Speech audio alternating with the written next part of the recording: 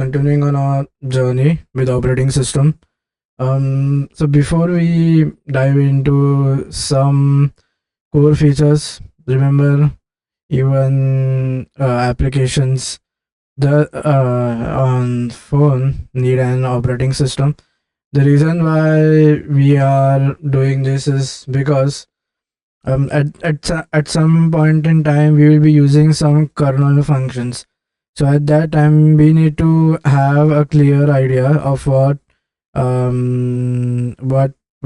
these uh like what is the use of those kernel, how does it work on top of the hardware. Okay. So right now we are dealing with 8086 microprocessor because this is the most simplest form, and all your higher processors are based on this architecture. So whatever you take Intel, whether it be ARM or any other, the or the Mac, the Apple M series processors, which have their own custom. So the built architecture, it will contain this.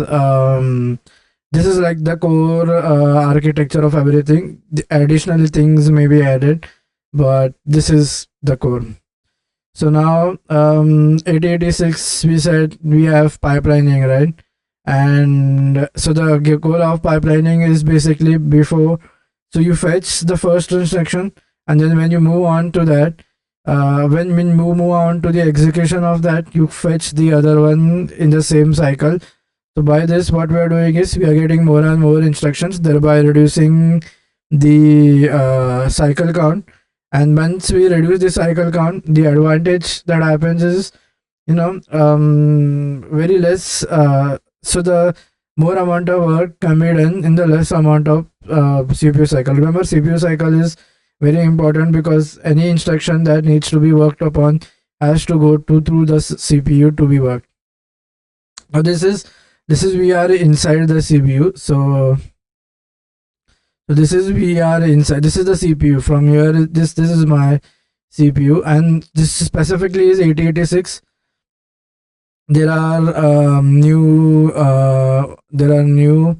architectures as well, but then we would be only we are mostly interested in the core architecture.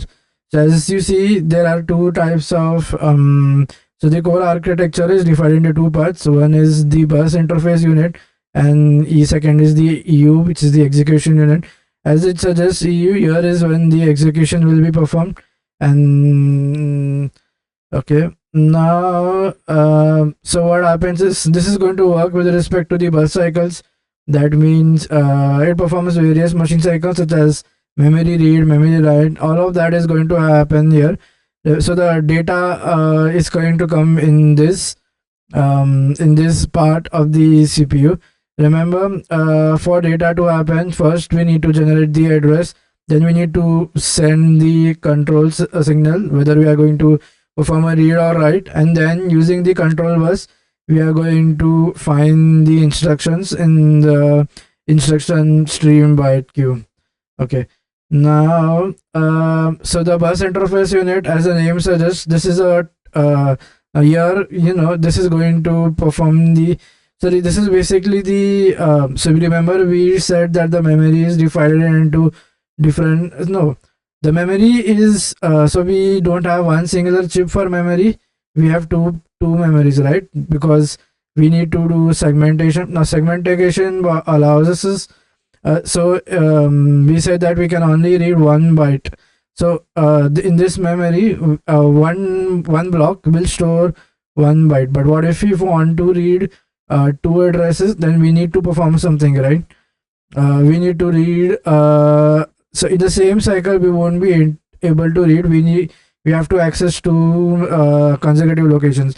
But then again, the problem that comes is like the processor, this can generate only one address at a time. You remember this so this path is basically going into the memory interface. This is the address generator, or it is called as the summator, which is like generates the address responsible. But then we said here only 1 byte can be accessed, so one was to have this as and 16 or a 2 byte, like one block stores 2 byte, but then again, what if the data is small? So our goal is basically to have the less possible memory size. But then what about consecutive location? What how to store 16? So what we do is we store we store two consecutive data in two consecutive memories instead of in a single one.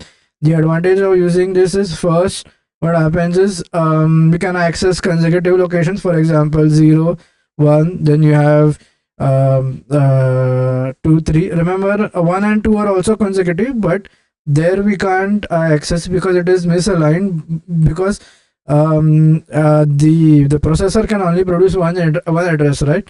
So if you have if you see 1 and 2, the difference between that is 2 is like like two address lines have to change. That is not practically possible. So we don't do like 1 and 2. We go we only store aligned data. Aligned meaning they have to be in the same line. For example 0 1, then 2 3 3 4. The 3 4 is basically in one line, right? Now then we said that we have a 20-bit address bus. Now the problem is 20-bit is we cannot generate a 20-bit address because it's not a byte compatible number. So instead what we do is we kind of divide we perform segmentation and we divide it into different segments. Now dividing it into segments, what happens is, now remember each segment has a segmented, this is 16-bit. This is a byte compatible number, and inside this we give something called as the offset address. The max size of this possible is how much offset address we have. So also offset address is also 16-bit. So at maximum, if it's starting from 000, it will end going to FFFH. Otherwise, there will be an overlapping, right? And the other issue that it solves is it kind of avoids the overlapping. Remember, what if the core data goes into some other segment? We don't want that to happen, right? We want each segment to be separate. So we have different segments. Okay, now this is basically now the address of this, or the starting address is stored in these registers.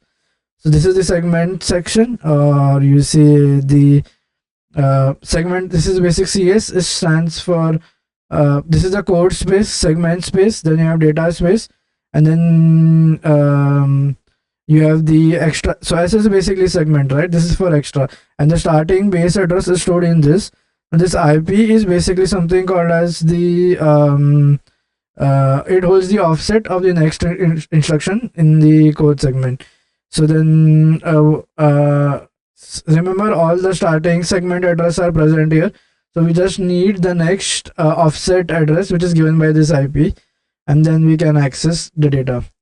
Now so this summator is now going to submit the and generate the address. So once the address is generated, now based on this control bus, what signals have we passed? For example, if you're performing a read or write, it will go to that corresponding location and then come here. Now this is something called as the instruction byte queue. Now what this does is basically, remember we need to do pipelining, right? The advantage is when you fetch on, so you fetch the first instruction. The moment you come to the next execution, you also fetch when you are executing the same, you kind of fetch the next instruction in the same cycle. Now when now when we say when should we refill the queue, remember to refill the queue, we are going to refill it only when we have at least 16 bytes or whenever 16 bytes are, or 16 bits or 2 bytes are available in this. At that time we are going to fetch then and store the next instruction, which is in the stream byte queue. Okay, now this is something and these are okay. Now let's come to the execution rate. Now it fetches the instructions from the queue in the, okay, now remember so from here we have got things from the memory, and then we are going to store in this cycle in this queue for the processor to execute and then update certain registers. Now this is the connection which is, so from here the instructions are passed below. Now what we now remember, um, so one by one this works in a FIFO manner. One by one instructions are going to come to the execution unit. Now we have certain kind of special registers. Now again, this is something we have some. It's okay. So some are general purpose and some are special purpose registers. Okay, and so now what happens is instructions comes through. Now remember, so this address has been already generated. It is then passed down. So the address comes here, and then from here the instructions are going to come. Now if these instructions contain any mathematical arithmetic operation, then it is going to the arithmetic logic unit. Now the job of this is basically to perform all the arithmetic operations, and it kind of updates, and then it produces some, so you have operands being passed, and then a single value or a single result being generated. Now this is going to update the different flags present. Now remember, this is 16-bit ALU, so it performs both 8 and 16-bit arithmetic logical operations. Now you have flags. Now based on this result, we are going to update certain flags, and yeah. So basically, what I'm trying to say is, so each processor will have this bus interface unit, which is going to perform the fetch. Which is going to put all the instructions required into this queue based on the control bus and the address generated, and then from this queue is going to get passed to the execution unit for the execution to happen. Now execution unit generally will have two things. One is it will have some registers which are going to get updated once based on certain conditions. For example, you need to store the data, right? So then it has to come into these registers, and then from these registers it is going to get passed through the arithmetic. So we are thinking that, for example, if you are performing some additions, some subtraction, multiplication or division, right? So now from this address bus we are going to fetch the data over here, and then we are going to give to this arithmetic logic unit, and which is then going to pass this data on the bus, and based on the result produced here, these operands or flags are going to get updated. Now let's see some let's let's see something more about segmentation. So segmentation, as I said,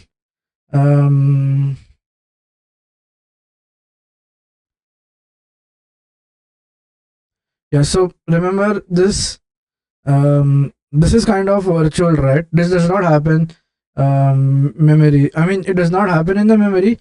Instead we divide it into we divide the memory into segments. Now this is a virtual concept, remember.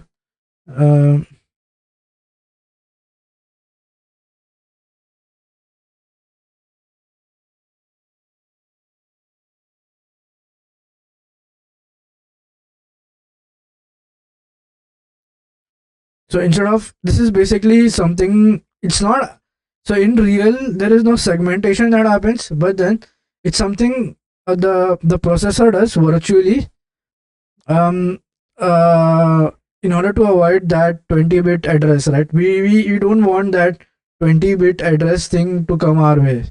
Remember, our goal is to avoid this 20-bit address generation, so we kind of divide or segment it so that based on that we can avoid it, and then we can avoid making use of that 20 bits, and instead have a bit compatible number, such as something like 16 or 8 or something on similar grounds.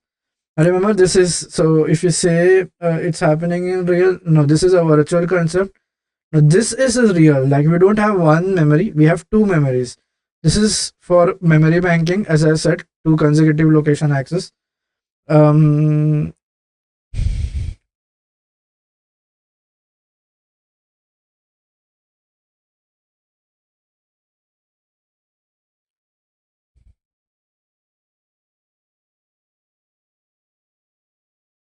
so now we are having the address bus, right, in the execution unit. Let's see. Um,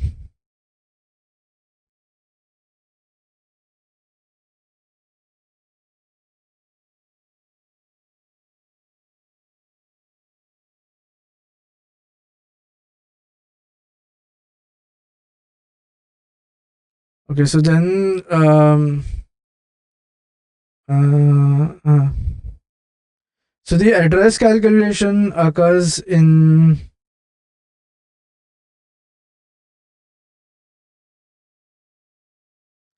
the BUI, and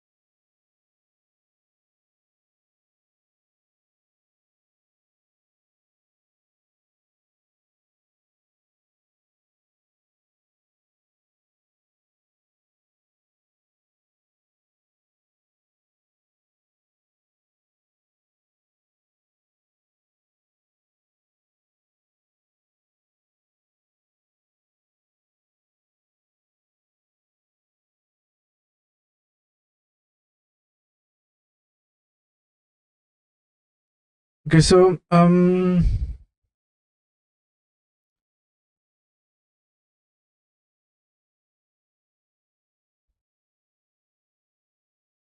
so remember, this is going to work in and see, this is bidirectional, right?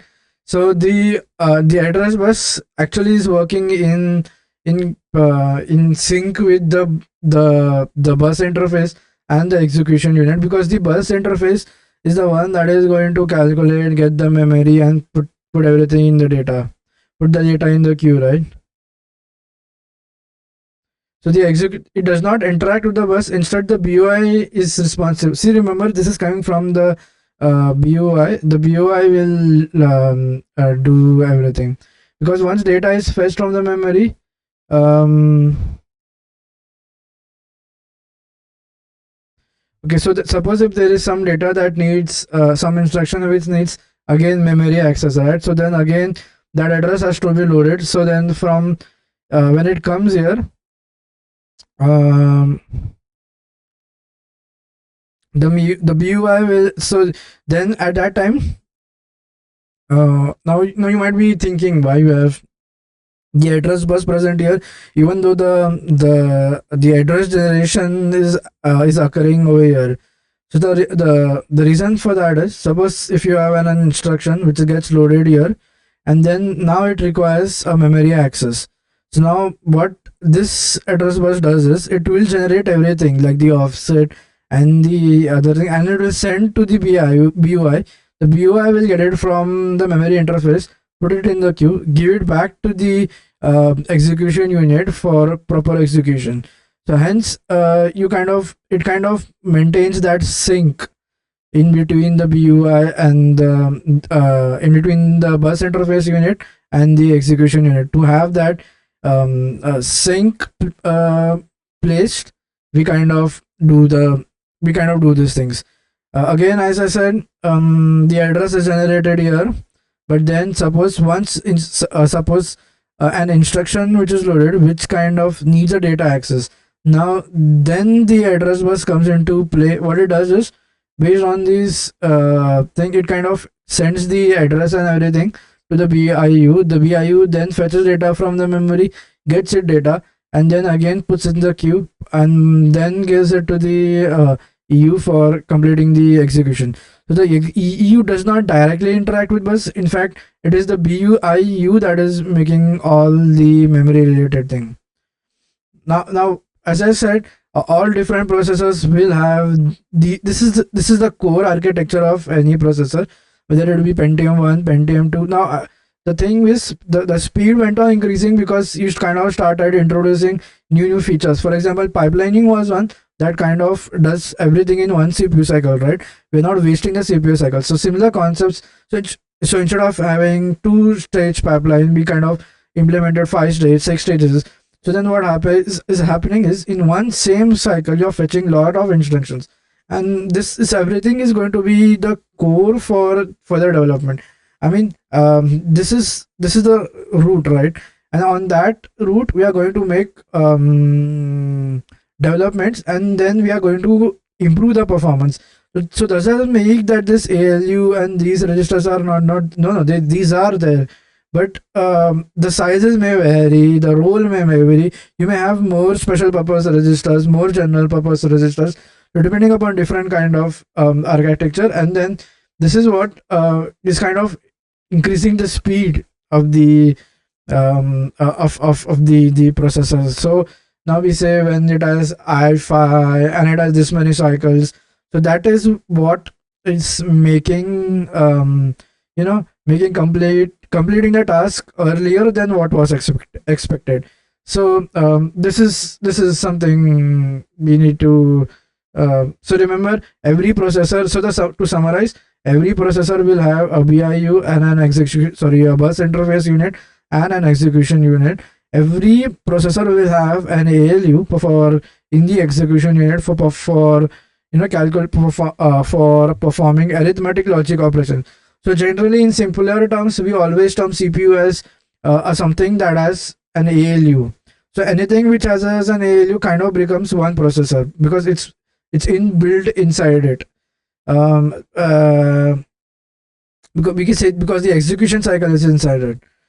Now let's there's something other apart from microprocessors. We have something called as microcontrollers. What are these microcontrollers? So if you see, remember, a microcontroller is basically everything on one chip.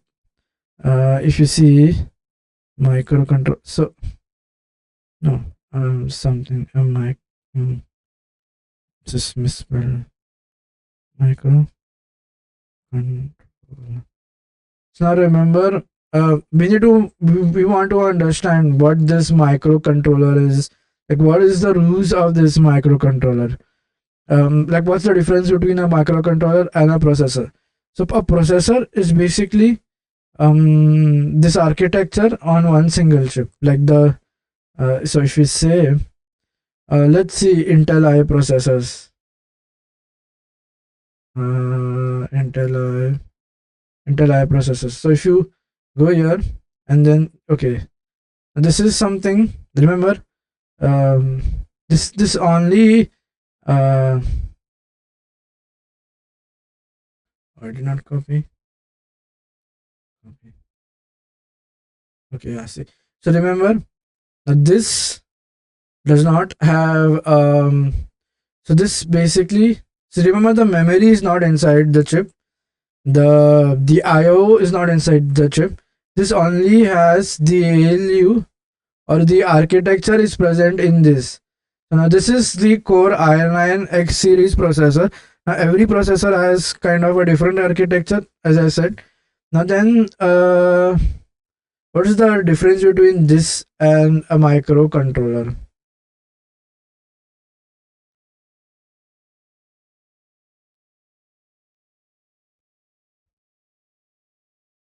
Okay, this is the Atmega microchip microcontroller. If I do, okay.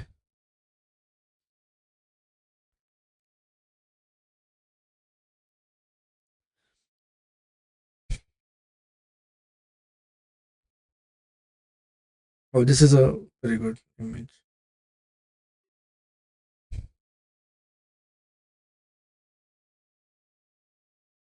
Yeah. So what this image is saying, this RAM, CPU, ROM, IO are all inside this chip. There is no external chip present. But in in our processors, there is an external chip called as ALU, which is process.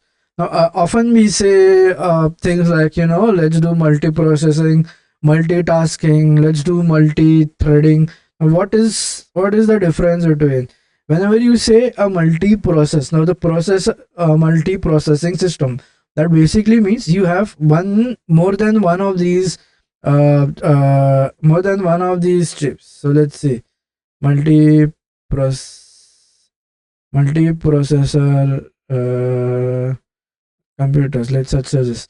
So remember, so when you have a see, this is a multiprocessor. Remember, you are having three Intel processors here. So if you say, what's the advantage of multiprocessing? Yes, parallel processing becomes something kind of very easy when you have multi. See, remember when I zoom in. See, this is one Intel processor, okay, which has an ALU of itself. Yes, this is an no. Let's have some more light.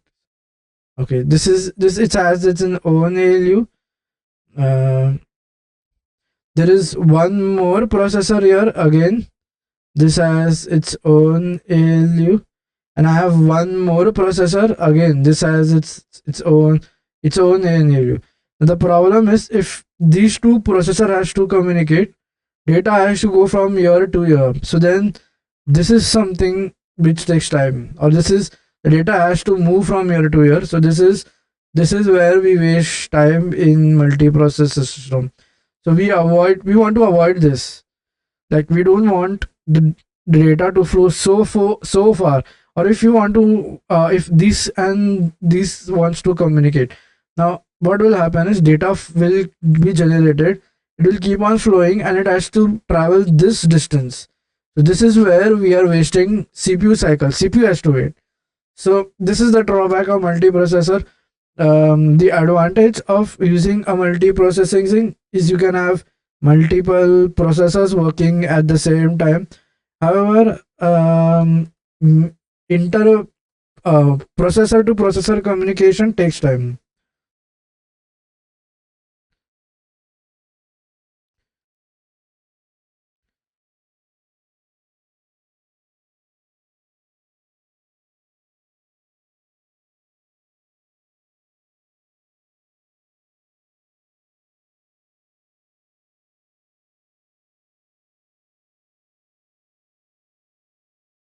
Now, the solution is quite simple, right? You have the solution to this is very what do you say?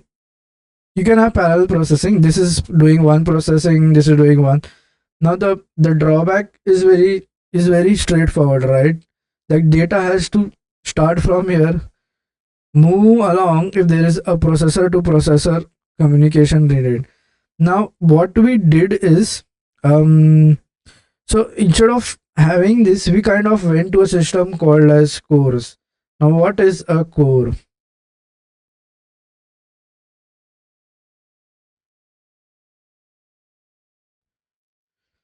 Now let's see. Now this is where things will become um will become more interesting. Let's see. Now let's see what is dual core processor. Okay, so this is not image. Oh, this is something. Now, we don't want parallel process to work. Neither do we want our, if there is an inter-process communication to happen, neither do we want that those inter-process communication should take long. Now, a very simple solution would be, why to have why do you need different processors? Why can't we embed them in a single one? This is something which was introduced, right? And this is what we in Newman's language we say this is, or let me take a darker shade so that yeah, this is what we call as the core. I am having multiple cores. Now, by this, these are basically two. Consider this as two separate ALUs on a same single chip. So the advantage of using cores is um,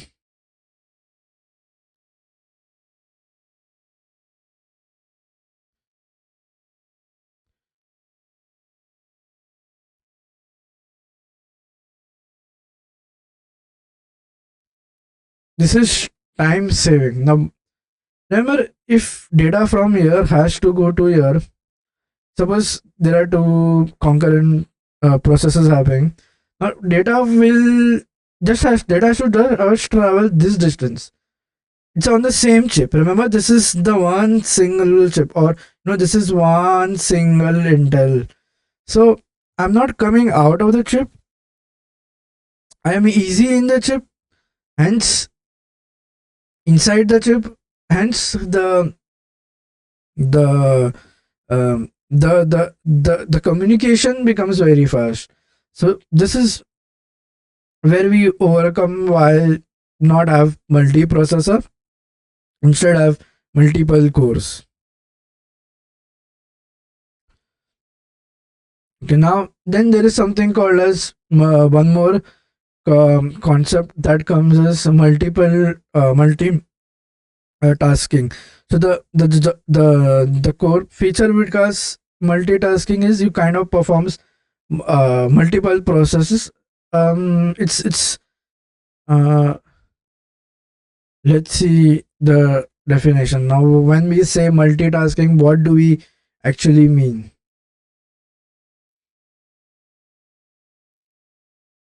Okay, so now what we do is now remember, if you have one single thing, we don't want suppose assuming this is uh, we are having a processor, right?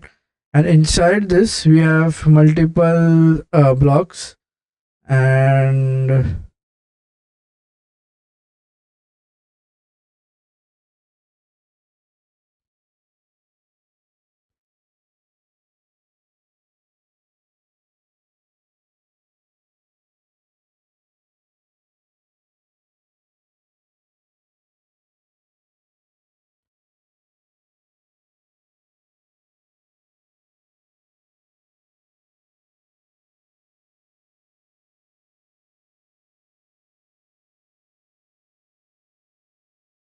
so remember this is when we have multiple so each line represents that we are having multiple tasks, and we don't want them to happen one by one, right? What we want to do is, suppose if this was working on and if it needs somehow, let it wait. In the meantime, load the other one so that the CPU time is not getting wasted here. So that is something what we call as multi. Now that switch happens so fast, our human eyes are not able to capture it. Although it's happening, but then it's happening very fast, and it's generally happens in the background. These are background processes that are working. You cannot you cannot see them, but when you have the task manager in Windows or in Mac, when you have the actual task manager, then it kind of indicates when we are switching from one thing to the another. So that process is something what we termed as multitasking. And then let's see how is multitasking has nothing to do with multiprocessing. It is something which is independent. It is basically circuit switching or task switching that is happening. And you have multi-threads. Now instead of one single thread, you kind of, now what is this multi-threading as it says? Now first like example, multi-thread. Um,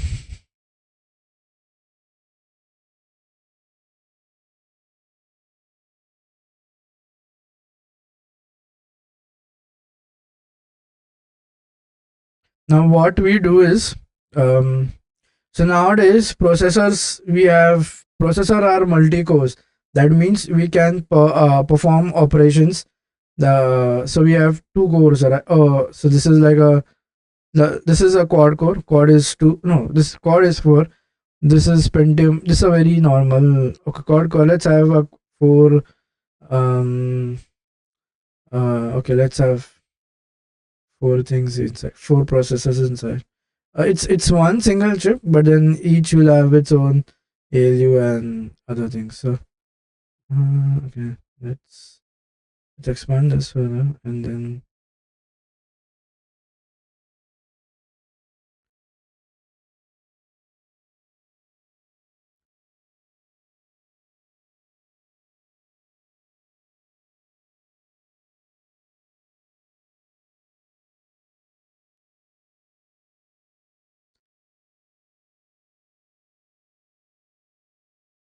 so this is something called as multiple cores, right? This is core one, core two, core three, and core four. So we can perform multiple parallel processing, right? So what we do is, suppose if this is our main program, or this is what we want to execute, we kind of distribute it into different smaller section of units. So I'm having these smaller sections, and so we are using the advantage of having that multi-core system in our environment. So we are kind of having one no, yeah, so we have divided it into different cores, and by that each core each core is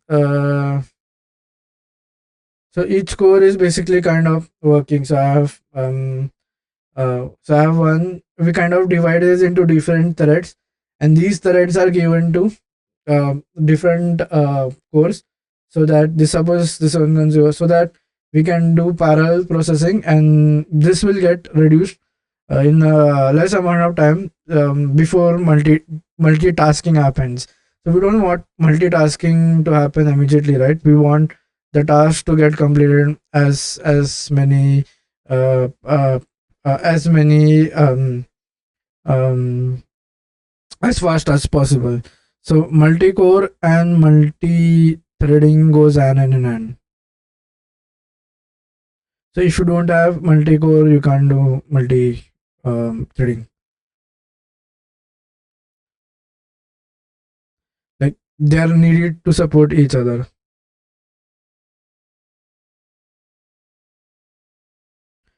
So multi-power processors and multi-threading is something called as hand in hand. We have individual cores.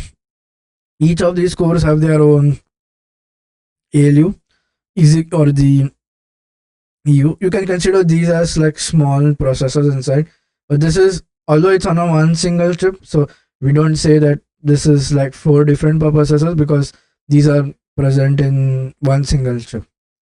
And the advantage is, again, you can do multiple processes, parallel kind of processes happens, but multitasking has nothing to do with processes.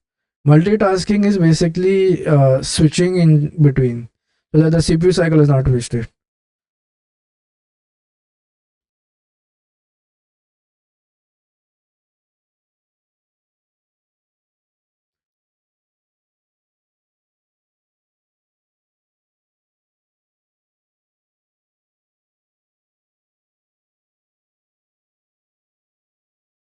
those are two different things. We don't we don't uh, we don't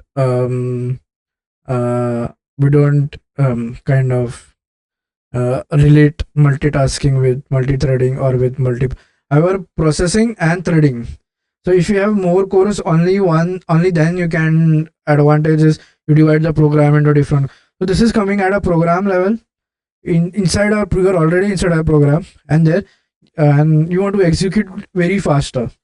So you don't want it to you want as many processors to run behind that, and then basically you are kind of splitting the threads and doing.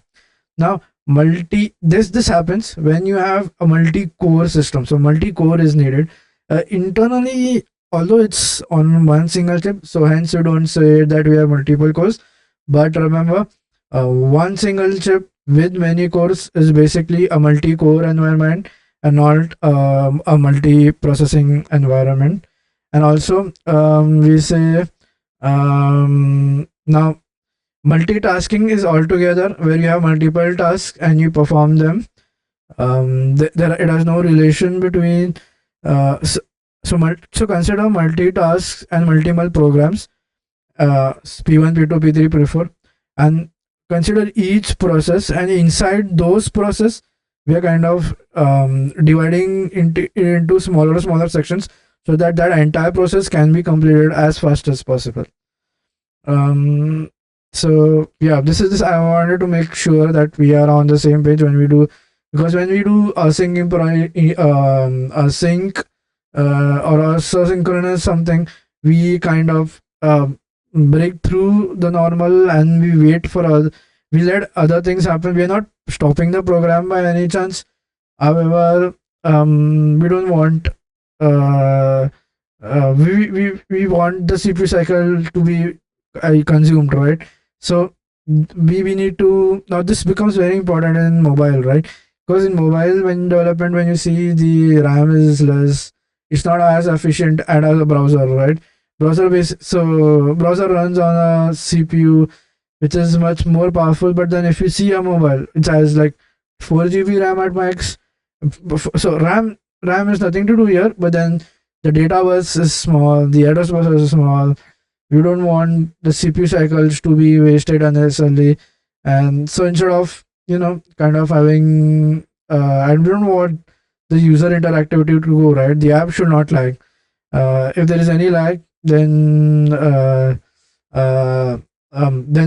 user interface becomes or the user experience is not good. So we kind of utilize those cores so that the app is not laggy at all, and we kind of do only those tasks which are needed in the main thread, execute a extol in the multi-thread, and on the other cores if available.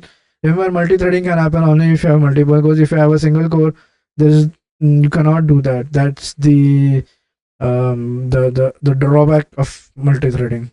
Now let's see certain mobile we say mobile processors. So if you see, you have Snapdragon, Qualcomm, so many companies. Now let's see so you have, so this is basically, oh, this is a very good so now let's see, copy image, and let's no, this is something. Now ours is basically when we deal with mobile processing, right? We are not dealing with computer processing. So just let this thing copy.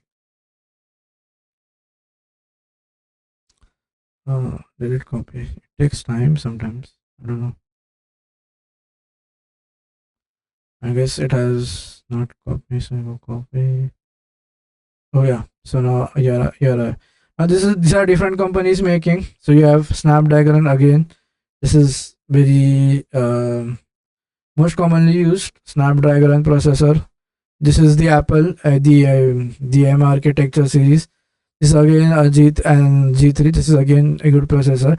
And then you have MediaTek Dimensity. Again, this is the 8100 or CD supports 5G as well. Now, what is that 5G? We'll see later on. We see Snapdragon. So Snapdragon is a company. Um,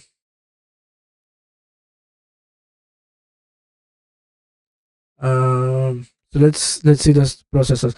Now this is again called by Qualcomm. It's basically a company that makes semiconductor on chips. So the CPU has CPU is based on the ARM architecture, and then GPU as adrenographics. Now let's see Snapdragon cores um, um, like how did the cores involve? Okay, so now let's see. Uh, let's see how the Snapdragon core was evolved. Oh, so this is something. A connectivity and all that's not needed. That's for mobile something else. We'll see that later on. So this is how the evolution began. So the first so this is we are so remember it was launched in 2007, which is 17 years ago by Qualcomm, and so this is how we are going to do, and this is how thick the plate is. Oh, forget about this right now. Yeah, so this is a CPU again. So this is the first processor that was not QSC 1100. Remember, there is in the it's emptying cores. Now see, now the moment we came to here, this is QSC 6010. It kind of having a 2D core for that is something a um, special block for performing GPUs. And then as we keep on going down, so we have not. So then again, this ARM series that didn't have a separate GPU. It's all one thing. So then now when we come, so now you see you have so many cores coming up, right? This is 2D, 3D. Now this is when processing became very important. Um, uh, so this is we had 16 plus 16K 2 cores, and they had a special GPU as well. Now Snapdragon is when the whole processing game changed when they launched. So this is the initial stages. The this is before Snapdragon. What was happening? The problem was cores. You see, there is so much issue, right? I mean, and then the moment I came with Snapdragon 2, you see something called as cores coming up. How many cores and what is the frequency? I have one core, how many frequency, and then you just keep on going, and you see the more lower you get, the more cores are getting inbuilt into the processor. So now the latest one that we have is the Snapdragon and the which is the Snap. So this is something we changed. You have something called as Cortex A, and see how many we have here. So I have 2 into 32. Now what they did is they kind of ventured out. So they're having 2 cores, and then they kind of added in cache and further other extra things. So see, the numbers of cores are going. It just keeps on increasing. The more now, okay, this has 4 cores inside it. This is not needed right now. We will see what that is. This is basically something else. Again, not related. Again, we are going down. So this is the 4 series. So you see, you have 4 cores here. That means 4 threads working. Now let's go to the Snapdragon 8 series. So this is something when you have 8 cores here, 4 plus 4, 8 cores. Again, this is the 4 plus 4, 8 cores. And then so this is again 8. So how they are splitting GPU cores versus that's not important right now. Then you have the 835 and the 850 series.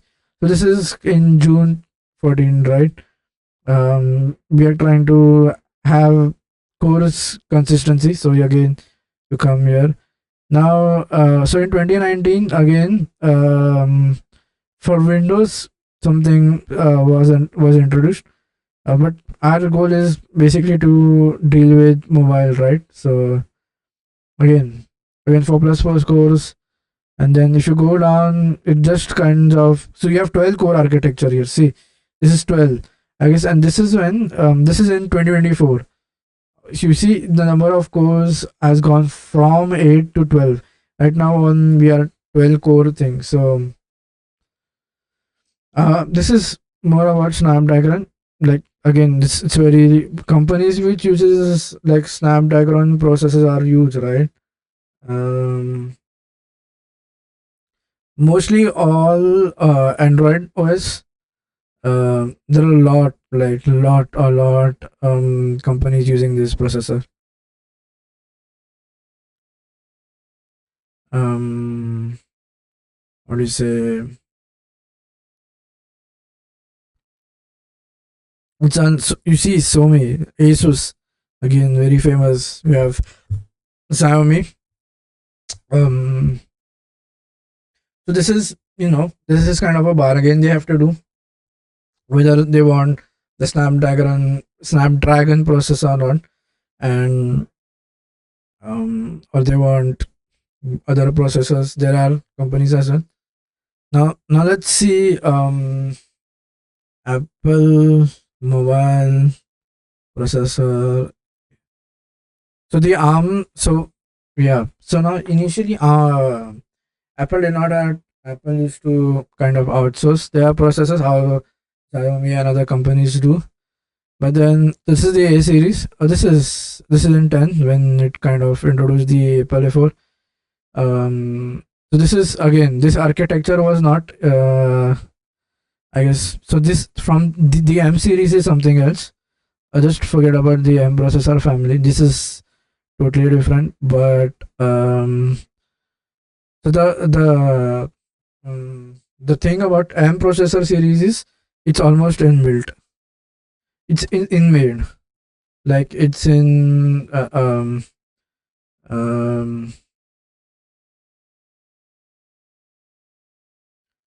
so yeah, what was the first is something um Apple has,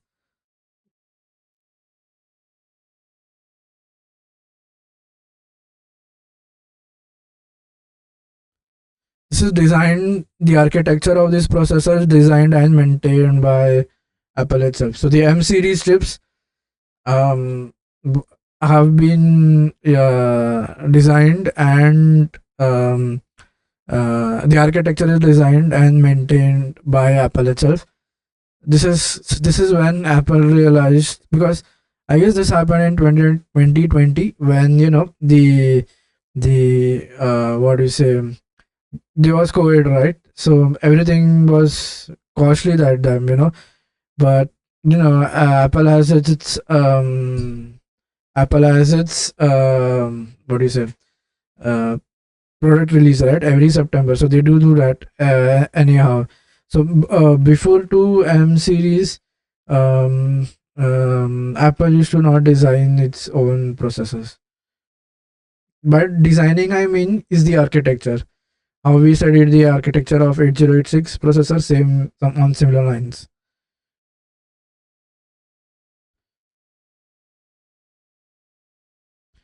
So now when you design your own processor, you always have the upper hand, right? You kind of build such applications, inbuilt applications, which can support that processing power. So that's what gives that leverage, right? So once you have that processor being produced in your company, or the architecture being produced, then you can make such apps so that they can be, or you can make the architecture in such a way so that those apps can perform good amount of can have good amount of what do you say, uh, uh, a good amount of a speed, right? That's what that matters to a user, right? Is how much slaggy, or how slow is my user experience. That is what is going to make the user go and buy that type of phone. Okay, so So prior to the M series, Apple used to be dependent upon Intel, again a very big company responsible for making processors. I guess that's all for this lecture. See you guys in the next one. Until that time, take care. Bye bye.